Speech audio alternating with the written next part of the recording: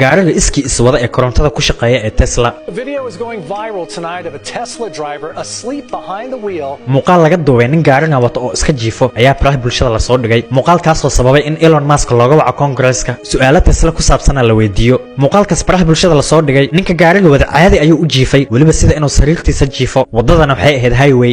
Sean Thompson was driving on the 5 South Freeway heading towards San Diego from Newport when he saw this driver asleep at the wheel while his Tesla was driving presumably in autopilot mode around 6:30 Monday morning. Elon Musk ayaa sheegay in isbedel ay ku sameeyeen isticmaalka gaariyaasha Tesla. Wuxuu sheegay in software-ka gaariga uu ku shaqeeyo wax laga bedelay. Hadduu qofka steering-ka taaban waayo in gaariga speed-kiisa is dhimayo. Hadduu qofka toos u seexdana alarm uu shidayo. We changed software where if you don't touch the wheel, it will gradually slow down and put the emergency lights on and wake you up.